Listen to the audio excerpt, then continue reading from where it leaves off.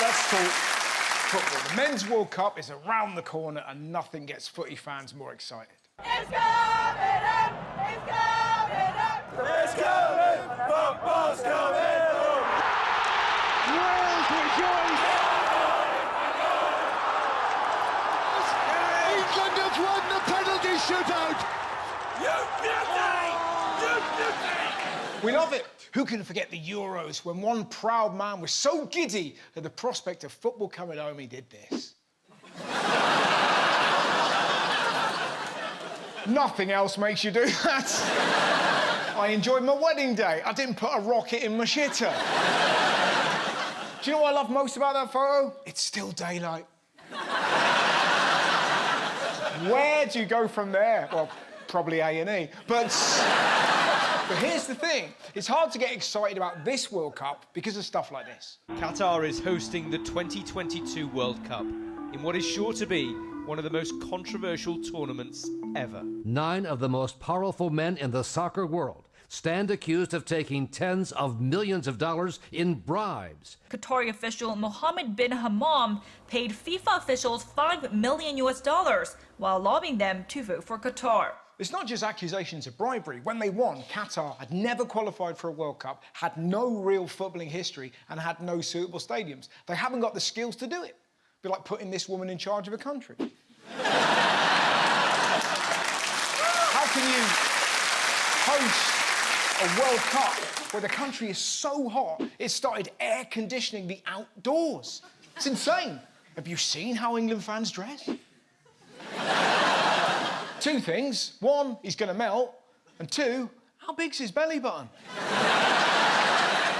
The heat is nothing compared to the human cost. Did you know 6,500 migrant workers have died in Qatar since the World Cup was awarded? Football stadiums are supposed to be arenas of joy, not graveyards. This is a World Cup that's practically been built on modern slavery. One dad said his son was worked to death on £1 an hour by Qatar World Cup stadium firm. The world looked at these atrocities and was disgusted, apart from Suella Braverman, who got a notebook out and had a wank.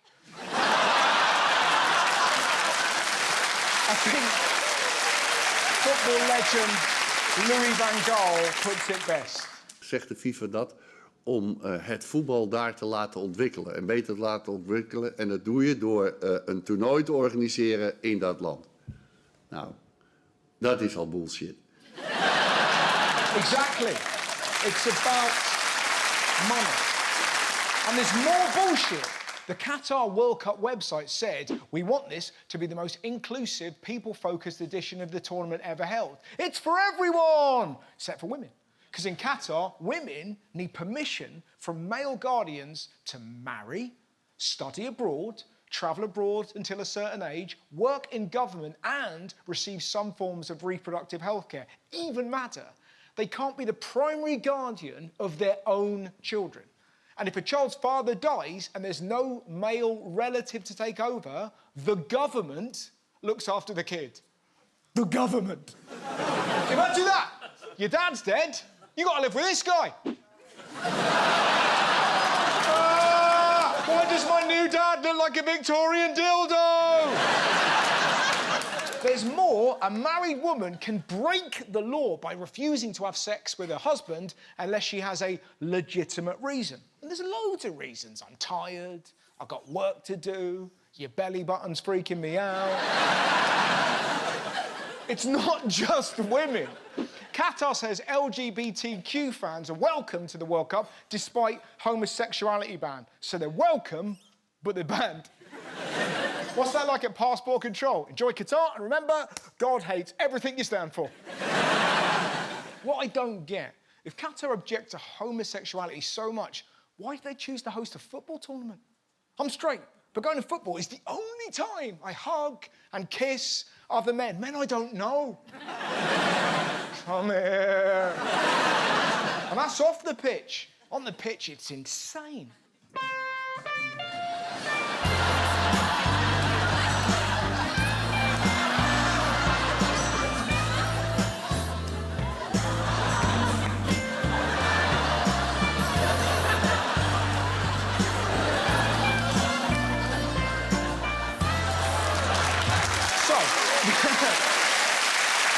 So, by people, they don't mean women, they don't mean gay men, and they certainly don't mean everyday supporters. England fans face 9K hotel rooms and £11 pints in Qatar. £11 a pint. I think this guy puts it best. Dat is al bullshit. And not only that, it's an offence to be drunk in public. So you can drink, but you can't be drunk. I'm no expert. I'm not sure this guy was completely sober. Just a hunch, you know? And it's not just drinking. Have you seen what else has been banned? No perfumes or colognes, no selfie sticks, no smoking. Well, this guy's in trouble. There's more. No horns, no gambling, no political or religious signs. No signs. Some fans might break obscenity laws without even knowing.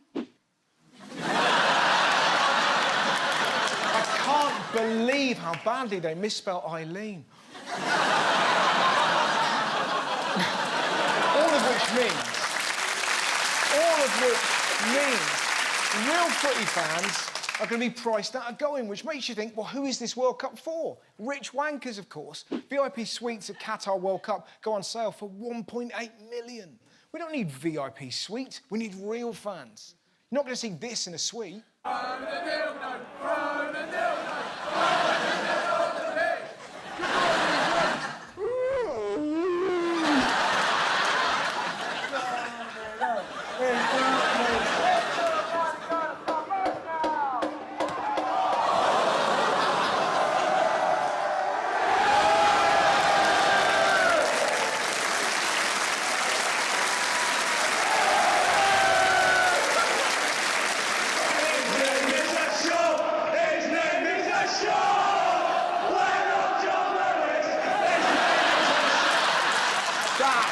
Is football. Basically, I'd love football to come home, but I'd really love FIFA to fuck off. Because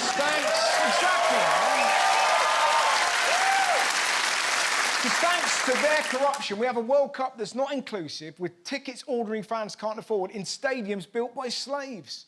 Football is the beautiful game, but all FIFA do is make it ugly.